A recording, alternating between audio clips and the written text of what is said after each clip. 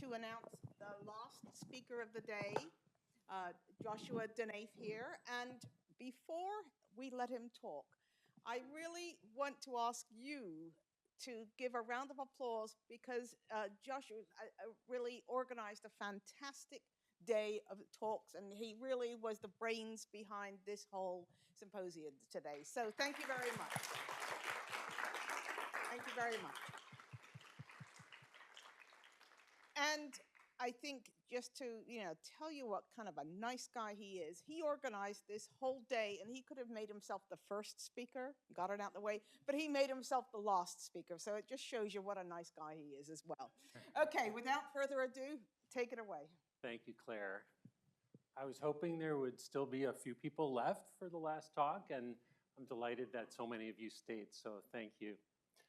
So I'm going to speak today about two potential novel treatments for macular degeneration, deuterated DHA and bile acids. So these are two mini stories that are going to come together. So I'm going to show you data that lipid oxidation occurs in macular degeneration, that a fortified lipid called deuterated DHA protects mouse models of macular degeneration, that bile acids are made by the retinal pigment epithelium, and that they may protect against AMD. So DHA, docosahexaenoic acid, is the most abundant fatty acid in photoreceptors. It keeps the membranes fluid. It's very important that it's there, but it's very easily oxidized because it has all these double bonds, and these can be oxidized incredibly easily, causing what's called a lipid peroxidation chain reaction, which is when one lipid molecule, a DHA here in the membrane, gets oxidized, and then that promotes the oxidation of tens to hundreds of additional DHAs downstream. DHA oxidation seems to play a role in macular degeneration, as DHA oxidation products have been detected by Joe Hollyfield in postmortem macular degeneration eyes. And also Joe showed that he could cause a mouse to develop a disease like macular degeneration by injecting oxidized DHA. And here's some more evidence that DHA oxidation is present in AMD. This is a drusen, singular for drusen, that is immunoreactive for an oxidation product of DHA called CEP. And these are RPE cells that are also positive for CEP. So this is DHA here, natural DHA, and it's very easily oxidized. I'm showing here that it's being oxidized by iron, which is abundant in the retina and can easily oxidize molecules. So here the DHA is being oxidized to some end products that are aldehydes and can easily form adducts onto proteins or lipids, damaging those molecules. Now we can prevent this from happening by substituting hydrogens with deuterium in deuterated DHA. So deuterium is a safe, non-radioactive isotope of hydrogen that makes the DHA much harder to oxidize. So then this does not happen if we have deuterated DHA in the retina. So we started by testing deuterated DHA in a model of oxidative stress. Here, Yafeng Li, who was an MD PhD student in the lab, injected iron into the retina of a mouse, and then a day later, he sectioned the eye and did a tunnel stain. This shows that almost all of the photoreceptors are tunnel positive or green. This is very selective death for photoreceptors, not other retinal cells. And that's probably because the photoreceptors have such a high concentration of easily oxidized DHA. So here, Yinghui Liu fed mice a diet containing either deuterated DHA or natural DHA for a month, then injected with iron and analyzed the mice a week later. So in mice on the control natural DHA diet, there's lots of damage, a lot of autofluorescence that Brent Bell detected on CSLO with blue autofluorescence, and loss of the outer nuclear layer on the OCT. In contrast, when the mice are fed deuterated DHA prior to the injection, the retinas are completely protected. Similarly, the function is protected. So these are ERGs here showing that in mice that got the normal diet with iron, the B wave is markedly reduced. But if they were on the deuterated DHA diet and got iron, they were completely protected. And this is true for the other waves as well. We also looked at the dose of DHA that's required for full protection.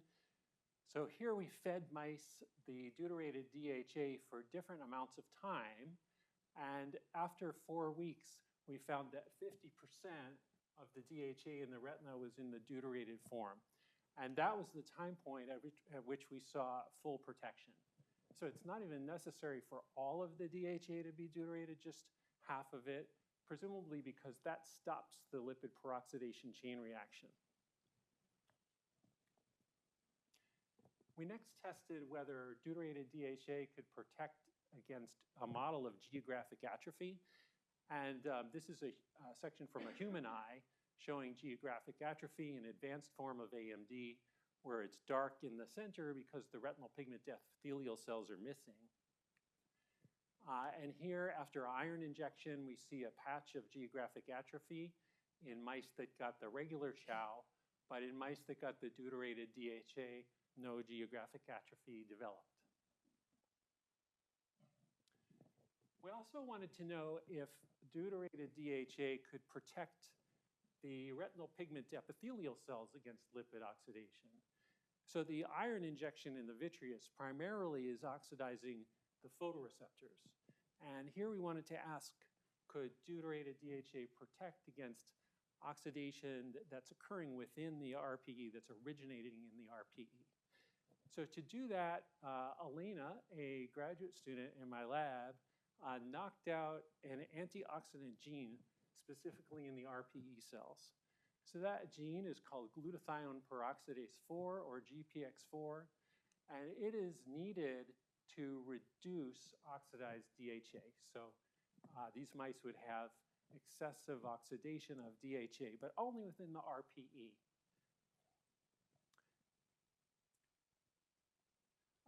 So to cause this knockout, Elena used an RPE-specific Cree transgenic line that's inducible.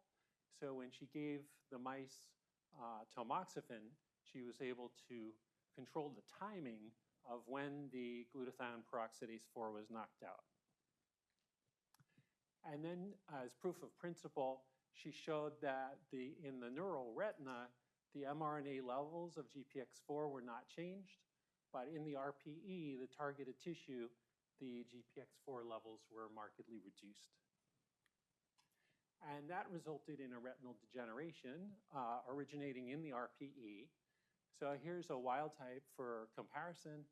In the GPX4 knockout, a couple of months after the knockout, we see very abnormal RPE layer with some denuded areas with no RPE cells, some enlarged pigmented cells, some of which are hypertrophic RPE cells, and others are macrophages that have ingested RPE cells or microglia for Y's sake.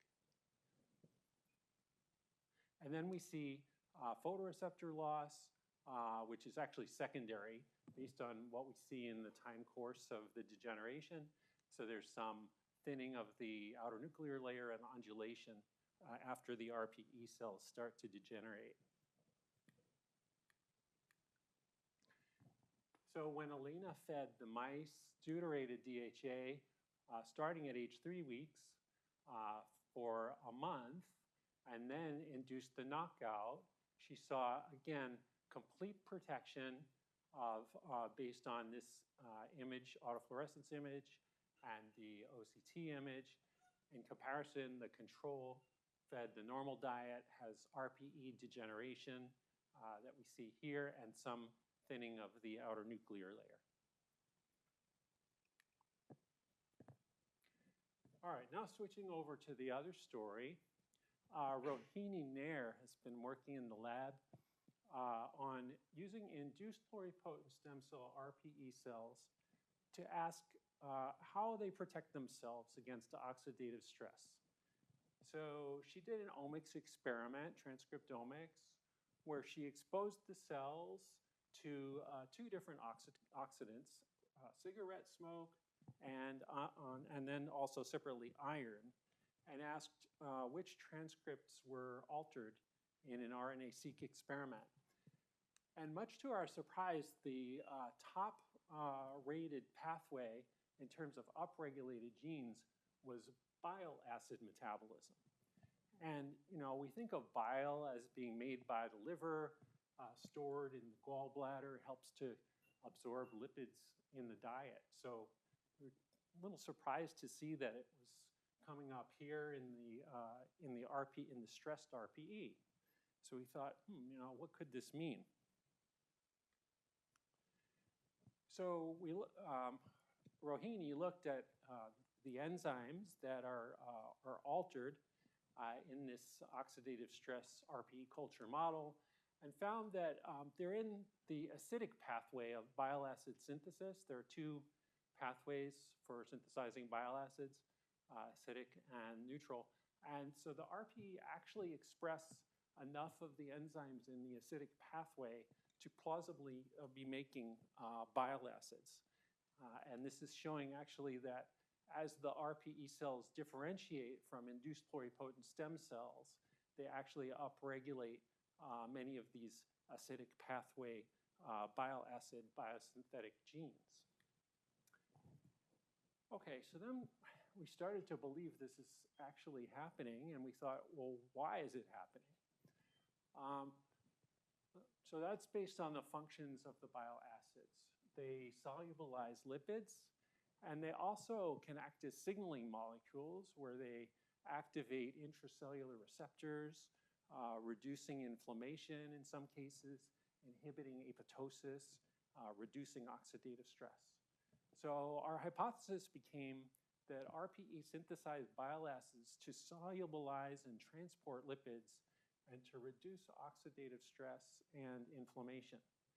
And this is important in the context of AMD because AMD pathogenesis involves all of these things. There's a failure to transport fats through the basement membrane of the RPE that leads to these buildups that we call drusen. There is oxidative stress, and there's a recruitment of inflammatory cells, as Y mentioned earlier. So RPE synthesizing bile acids could have some beneficial effects. So then Rohini asked, in cultured RPE cells, can we actually detect bile acids? And using mass spec, and compared to just the medium, she was able to detect much higher levels of this bile acid in the apical and basal medium, as well as in the cell lysate. So this is evidence now that RPEs actually make at least this bile acid. She then looked at postmortem human tissue from human RPE choroid or retina, either fresh or fixed. We wanted to see which preparation would make it easier to detect these bile acids by mass spec. And our collaborators at Penn State with the mass spec, who are experts on bile acids, were able to detect a whole range of bile acids in the retinal postmortem tissue. But then we asked, well, there's blood in that tissue, and could it be that they're just detecting the blood? So Rohini compared the levels of the bile acids detected in the tissue compared to what's expected to be detected in blood. The blood is the black lines. And the tissue seems to have more. And interestingly, there's normally no high deoxycholic acid detected in blood, and yet it's being detected in the tissue. So this is more evidence that the retinal tissue is actually making bile acids. So given that, we wanted to know whether augmenting levels of bile acids might be beneficial in protecting against AMD. So we looked at a large clinical database, the Optum database, where patients are de-identified. All patients in our this retrospective database study had a history of gallbladder disease. The exposed cohort, which is the patients who were taking the drug ursodiol, were matched to controls who also had gallbladder disease, but were not taking ursodiol. So ursodiol is an FDA-approved bile acid that is given to patients who have gallstones, and it's somewhat effective in dissolving those stones. So that's why it was used in these patients. So the patients we studied were all 55 years and older because that's the age at which people can get macular degeneration. They had at least 2 years of look-back data before the index time point in which they did not have a diagnosis of AMD. And then inverse probability of treatment weighting was used to balance covariate baseline, and Cox proportional hazard regression modeling was used to compare progression to AMD between the two cohorts. A total of 5,863 patients were taking ursodiol, and 17,000 matched controls were analyzed.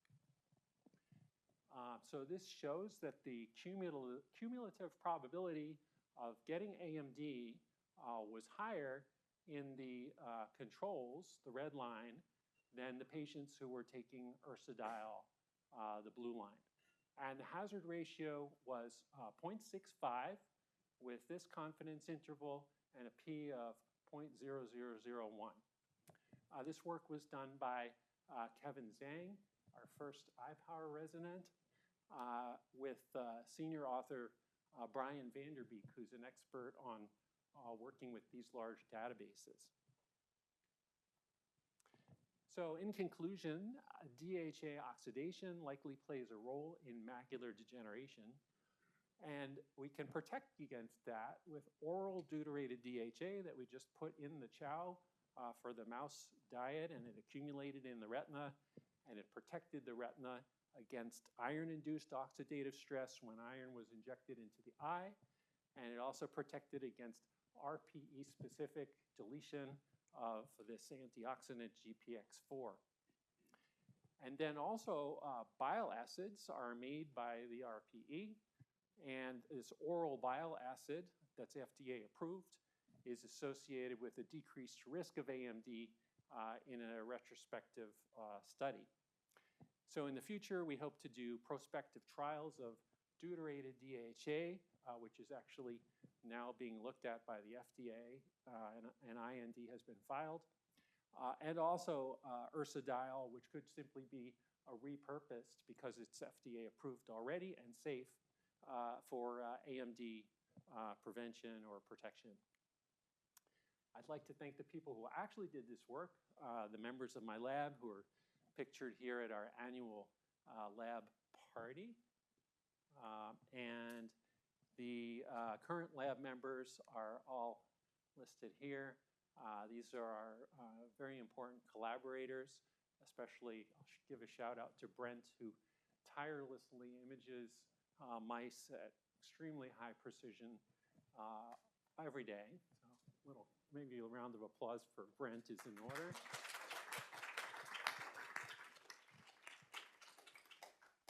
And these are all former lab members, many of whom have continued in academic medicine, and our funding sources. Thanks for your attention. I'll be happy to answer any questions.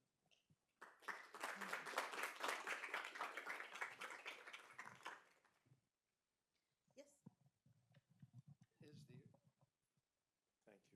Is the ursodiol given in the diet orally or is it injected intravitreally? It's taken by mouth. It's a pill. So it could be given to patients very easily, and the side effect profile is very good. Thank you. The data with the deuterated DHA were really impressive for prevention. I'm curious if you've tried them, in terms of reversal. Is there any treatment effect once the Yes. disease is established? Great question. Yeah, so Elena's doing that right now. That's part of the reason we use this inducible knockout of GPX4. So in one arm of the experiment, we actually induced the knockout, started to see some degeneration, and then started feeding the deuterated DHA diet. And preliminary data say that we can stop the progression if the diet is started at that point. Thanks for such a wonderful presentation, Josh. So I have two questions, the first one preceding the second. One is there any risk of toxicity with the deuterated DHA because it's harder to metabolize due to the deuterations? And with that in mind, which would you rather take? Great question, I love it. So the deuterated DHA has been tested in mice and rats, and it seems to be very safe systemically and also in the retina. We've carried it out for as long as 6 months in adults, reaching about 90% of the DHA in the retina as deuterated DHA. We see no structural or functional changes in the retina. We really tried to push the envelope, and we fed pregnant dams deuterated DHA so that we were able to, and then continued the deuterated DHA in the pups, and then as they grew up to a year of age. And in that case, there was very mild toxicity in the RPE cells, not structural, but just a slight reduction in the C wave and a little bit of B wave reduction. We're guessing that's because, as you implied, the deuterated DHA is harder to oxidize, and they're actually, Nicholas Bazan has some data that there's some beneficial oxidation products, enzymatic oxidation products of DHA that he calls neuroprotectin D1 that probably can't be formed as easily from deuterated DHA. So probably the optimal thing is to have about half of the DHA in the retina as deuterated DHA, which would not be hard because most people eat some DHA as part of their diet. If you eat salmon once a week, you get a good dose of DHA from that. If people were not eating any DHA, I think I would want, if I were going to take this and I'm so vegan, I would want to take natural DHA alongside just to make sure that I wasn't having too much deuterated DHA. That being said, deuterium is very safe. It's been used in medical imaging and metabolic studies for decades, and you have to get huge levels of it before you see any systemic toxicity. So which one would I rather take? Maybe both. Yeah. You may have a synergistic effect, you never? Could be. Different mechanisms.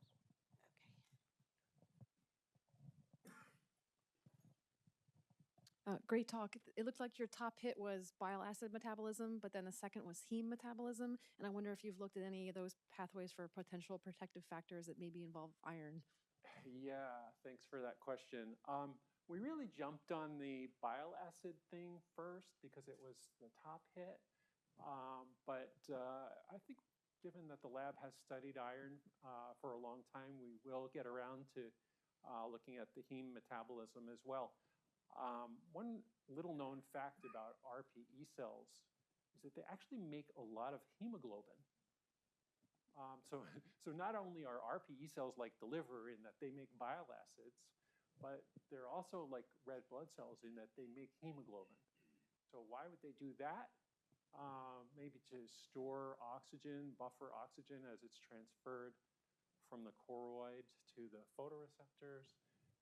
So that might be a reason why heme is important in the RPE. Also, there are many proteins that contain heme units in the electron transport chain and elsewhere. So yeah, there's a lot to study there. Thank you. Okay.